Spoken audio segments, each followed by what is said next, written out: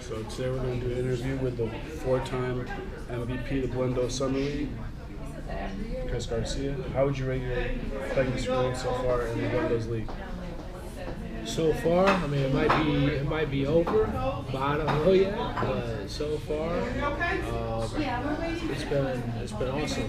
Better than, I mean, the only other summer league was pretty good. There's a plug for Eddie, but in my opinion, like the Blendos, you took it to another level. The competition has gotten better every year, especially this year with Lloyd coming from Albany. He's definitely by far the best player that I think anybody's ever seen in the summer league. And the refs are good. All the teams are competitive. And they're getting better players, like I said. So, honestly, it's the best league I've ever been a part of.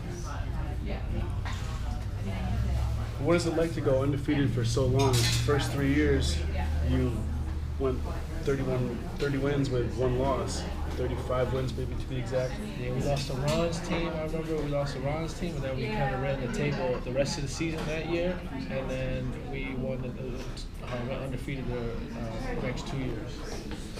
And then I don't think we lost until we played you guys. Yep, this year. Yep. So you went from having 1 loss the first year to having 3 losses last year. I mean, obviously it feels good. You know, I chose that. You know, I think I told you I never missed a game. A lot of other guys on the team never missed a game, so, you know, everybody stayed healthy. And for the most part, you know, we really don't have any down games. And the good thing is if, say, somebody does have a down game, say Miller, or I have a down game, somebody else maybe picks up the slack. If I play bad, Langer plays really good, or Jake plays really good.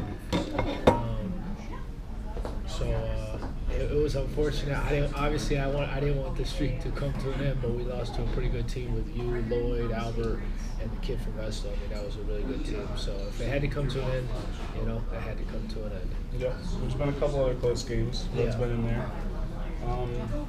What would you like to see differently, like new rules or regulations? Like we're thinking about adding a shot clock in for the last 5 minutes.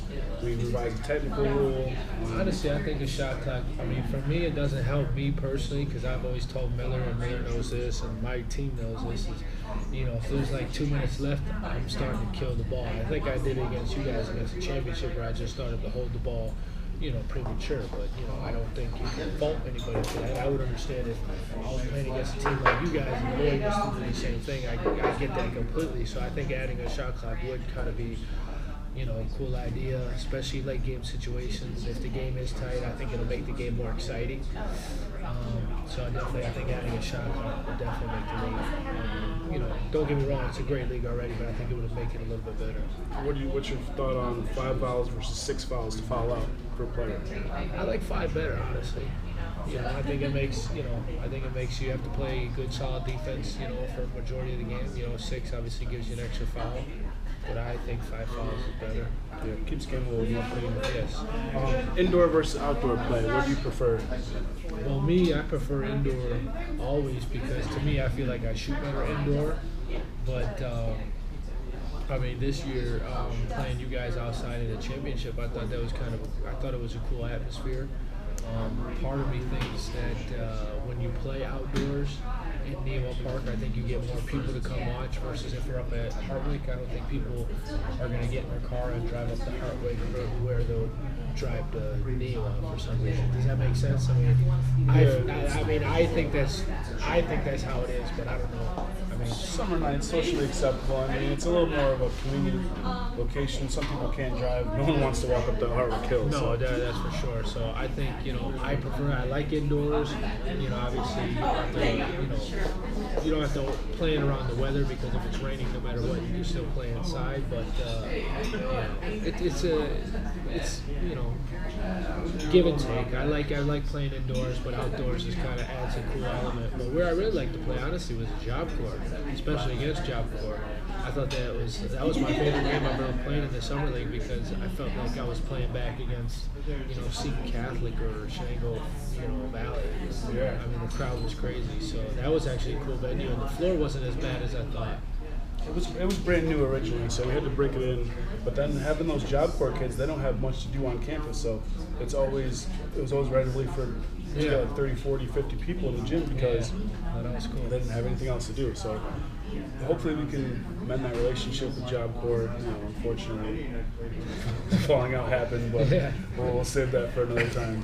So, Vic, how do you feel to 30 now, right? So how do you think aging has affected your playing? Has it? I think it has a little bit. Like I don't think I'm as fast, quick, or strong as maybe I used to be. But I mean, people that follow me on Snapchat or people that know me know that I work out. Like I love to be active. I work out. I'll probably work out after this. So I think that's definitely helped me. If you look at other people that are close to my age that haven't worked out, I'm not going to say any names to people, throw anybody under the bus, but I think, working out has definitely, helped in that aspect. But it's, I remember I had a couple older friends, James Champion and, Kwame said, I asked him, hey, how long are you going to play? And they said, listen, I'm going to play forever. The fun is adapting your game. And I think I've kind of adapted my game a little bit. Maybe I don't play like I used to when I was 24. I don't run the floor that much, but, I think I still get the job done. I know the game. I play off of my teammates. I have good teammates. So it's definitely been a challenge, but, I accept the challenge. Yeah, it helps. I feel it getting old. My legs feel like they're about 37 and I'm 28. So, gaining weight it's hard to get it off of the metabolism. So. Adulting. It's, we don't have, I don't have as much time to play like I used to. I might play, twice a week if I'm lucky. Yeah. So that's a challenge too. Is that you have some of these kids, like Mike DeLuca who's playing in college. And they're playing, if they wanted to, they could play every day like I used to in college. And you're like, God, I can't do that. So they're getting better, and you're not getting better. I'm just trying to maintain what I have because I can't put the time in the gym to get better. Mm-hmm. So what do you think your biggest challenge is as a player? My biggest challenge as a player, that's a really good question. I'd have to say, honestly, over the years, it has been, to go back to the question that we just had, was to try to maintain my skills and stay in shape. I think very well, very easily, if I wanted to just say, I won last year, I can kind of let myself go, but every year, I've had, as soon as we win the championship, I'll be in the gym that night. I'm just weird like that. I just am competitive like that. I wanted to go undefeated. I remember that very first year, I was pissed that Ron's team beat us.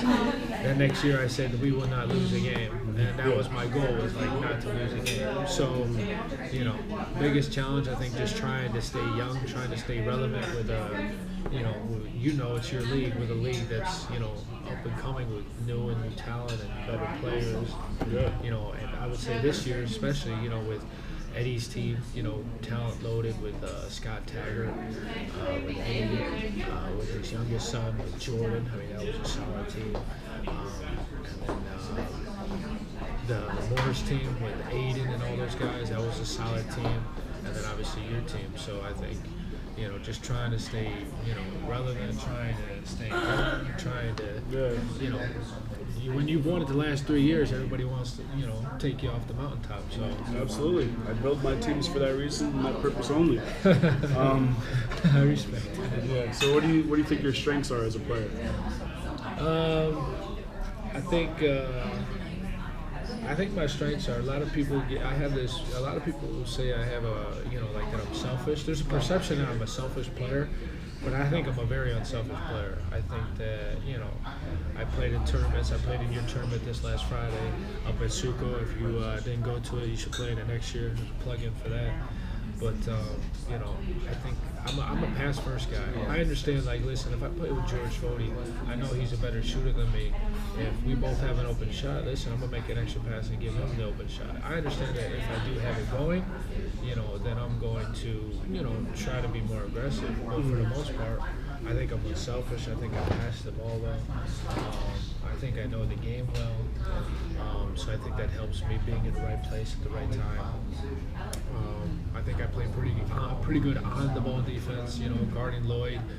I think I did a decent job of that. I'm not saying I shut him down by any means, but I think that, I just tried to think that if somebody was guarding me, I just tried to make it tough for Lloyd. Every shot he took, I tried to make him tired. I tried to just be in his body all the time, just wear him down. So, I think I do a lot of things well. I'm not trying to say I don't have any weaknesses, but, I think, like I said, I think I just do all those things pretty well. Yeah, I agree. What's your favorite NBA team and why? Well, this is tough. A lot of people are gonna say, "Oh, I'm a bandwagon fan," but when I was younger, my father's from San Antonio, so I grew up a Spurs fan. My favorite player, for whatever reason, was David Robinson, probably because he was the best player on the team back, during that time. So I went to a San Antonio Spurs game when I was 10 years old, and then when I was in high school, LeBron James had a book where he was in an All-Star jersey, real young. He was still in high school, and I actually took that book from the library. And ever since then, I like LeBron James. So, I like the Cavs, and I like the Spurs. Everybody says the Spurs are a boring team in the NBA. I don't know if they say that still, but everybody used to say, "Oh, they're just boring to watch." But I love to watch them. I think they play a great brand of basketball. I think they move the ball well. And then I just, LeBron is, I tend to always like the people that people hate. I like Mayweather. People hate Mayweather. Money team. Yep. I like LeBron. People hate LeBron. I mean, I've always just been that type of individual. I kind of go against the grain. But, those are my two favorite teams for sure. Yeah, I agree. I used to follow LeBron when he came in, and then people started liking him a lot, and I kind of was like,